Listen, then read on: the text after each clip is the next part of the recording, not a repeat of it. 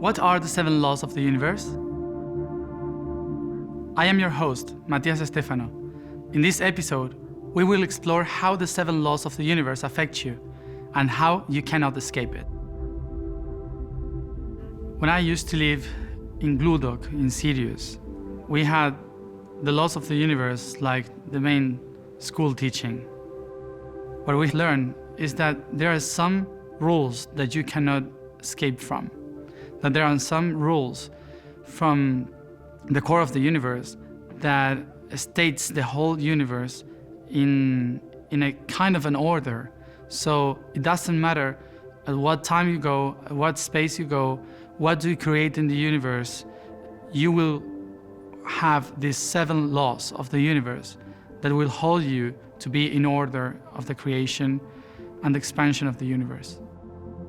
When the inner people from Gludok and other beings from this galaxy start to teach humanity how to learn about these laws that goes through every dimension, they knew that we as humanity in this planet of the 3rd dimension were not able to understand the 7 laws of the universe just by thinking about them or just by seeing them like a whole. So in this planet, we start to create the initiatic path. The initiatic paths were built by ancient civilizations in order to teach people how to integrate the 7 laws of the universe and to become a god on earth. The only way you can create a new reality is if you know the laws that holds those realities. So that's why we needed to understand how to handle them.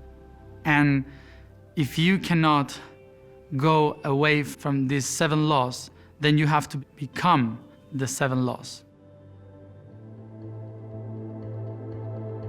12,000 years ago, I was born in northern Egypt. Egypt didn't exist. It was a colony of Atlantis. We call Atlantis Hefian, and we call the river Nile Tulfa. And this region was called Khem.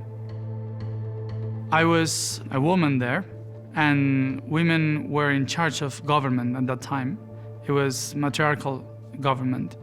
And we were the ones that lead people as mothers to go through the temples of reality so we could prepare them as our sons to be ready to become gods and goddess.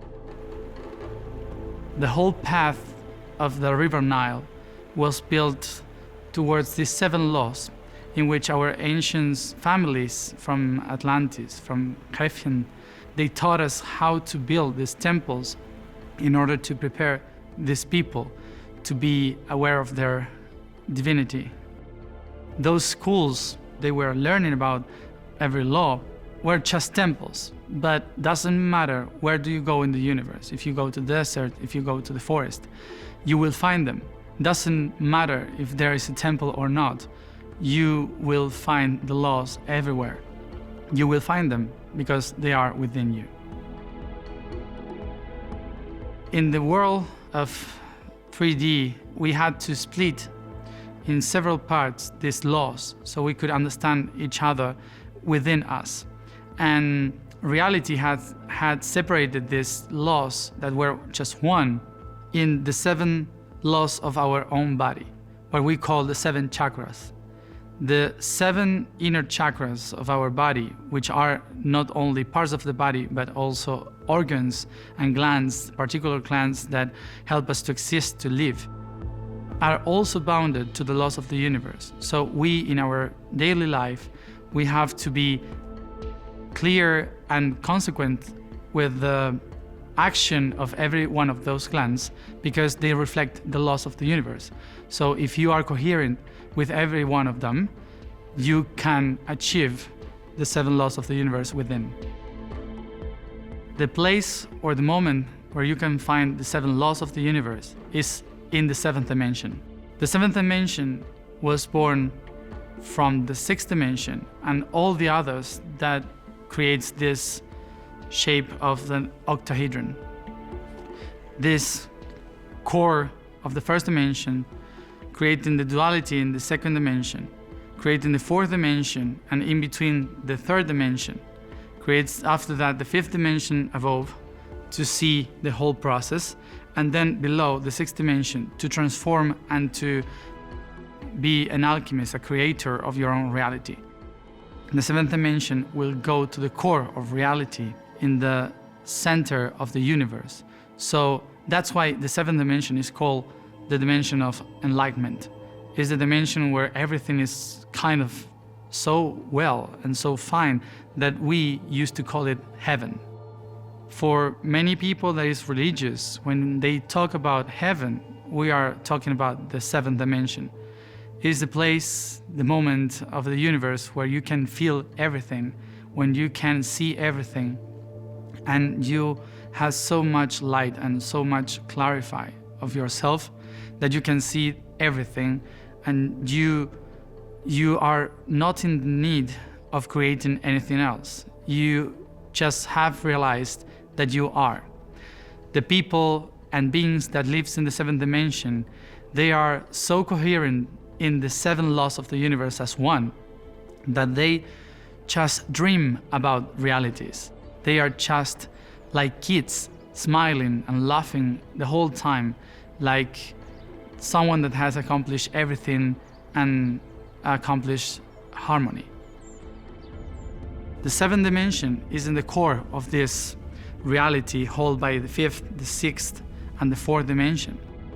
It's connected to the mind and the dream of the creator.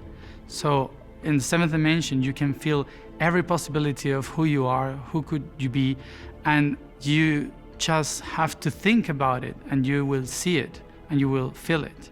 So the first law of the seven is indeed the only law that exists. There is no seven laws. It's just one law of the whole universe. Everything is mind. So whatever you think and project as your thinking, your thoughts would become real. So in order to be understandable for the third dimension and to be lived by the third dimensional beings, the seventh dimension has to be split in 7 parts to be seen. That's why we say there are 7 laws. But it's just one law split in 7, so we, as beings in the material world, we can also attach those laws within in every chakra that was created in the 6th dimension. The first law would be the mind, so the Crown Chakra. We call it mentalism. Mentalism is the first law of the whole universe and is the one that creates everything else. The Crown Chakra holds the law of mentalism and is the chakra and the law that says that everything that you live is what you believe. Everything that you experience is what you are thinking. Mind is not something that you think, I want this. Mind is something you have to become. The mind is your vibration, what you are. Is the levels and waves that you split all around your creation, your body, your being. If you say, I want this, the universe will create the wave of I want, I want, I want. So you will always experience the I want, but you won't have anything. Because your wave of thinking, it is just the need of something. So you have to change the way you move the energy through your mind. You have to become what you want. That's why we think we want some stuff or we would become some stuff, but we always think in future. That's why the universe never brings you what you think in future, because future doesn't exist. So you have to think always in present and become that present to you. Even if you don't have that, the only way that the mind creates that reality is when the mind knows that that reality is yourself. So you don't have to think in the future, you have to be your thinkings. And that's the coherence. That's why the Crown Chakra means mentalism. Mentalism is what you are, not what you think you want to be. So the spirit know that it is something, that it is a being that is trying to learn from itself.